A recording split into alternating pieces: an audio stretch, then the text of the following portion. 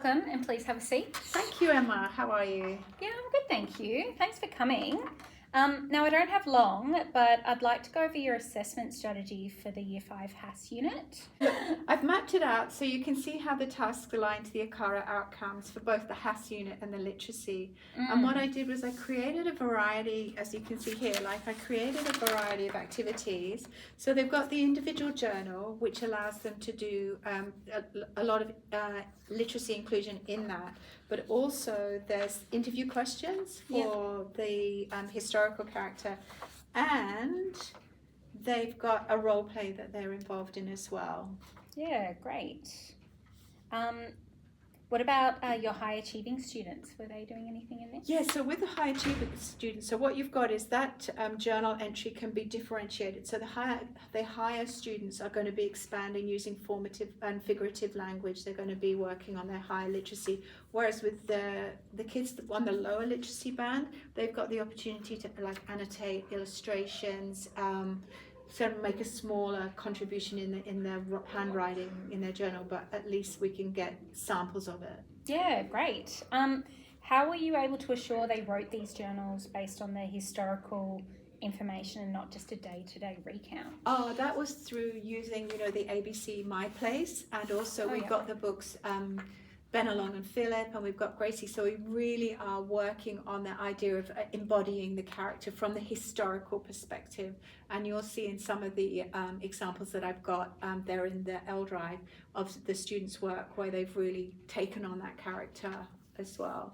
I see. And for the formative assessments? Well, we've got the weekly quizzes. I'm doing weekly quizzes with them. We've got that continual sort of feedback. I use some of the SEL time as well to work on them and getting ideas about how they learn and how to share and integrate. I see. And for the formative assessments? Well, we have the community members at the end of the semester coming in, and so they're going to be talking to the students and answering the questions that the students have prepared.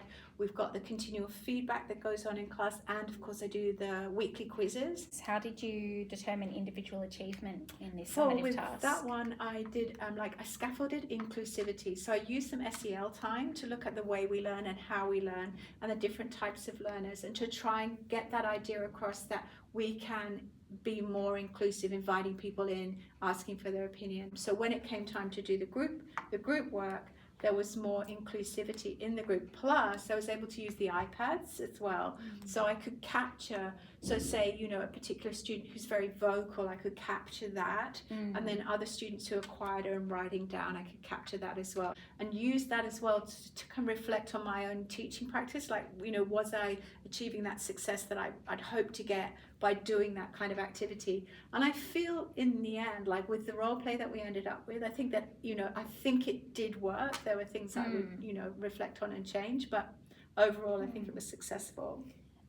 You've got quite a few students with that need additional support in your class. How will you address their needs? There was a couple of things I did there, which was a lot of it worked with that peer-to-peer inclusion, so that helped a lot. And of course the other one was for myself and for our ISO to kind of be in there and helping them and supporting them through the guided and the scaffolding and the chunking, making sure the tasks weren't too overwhelming. I can show you actually some things there. Here. Oh, yeah. Just some of the things that I did here that really helped. So it was, mini whiteboards, making sure that, that we got the editing process happening so they could look and reflect on their work and say, what do you see about that? Is there anything that you might want to change? So we did that. Yeah, great. So let's go back to the data. In what ways are you directly addressing this? Oh, to get the data. So one of the ways I got the data was the iPads, using that, so especially for the oral stuff. And then I had the formative assessments, the quizzes, and then of course we had the summative assessments, which if you have a look, I've put the summative assessments, they're all on the L drive. I've got my teacher's notes as well, which I put into the password secure teacher drive. Oh, great. Just in there as well. And I think also if you look on Compass, you'll see in the class folder, everything's there. And again, that's kind of secure and password protected, but a lot of that information I can use for reports. Oh, great. Thank you. No, thank you. That's great.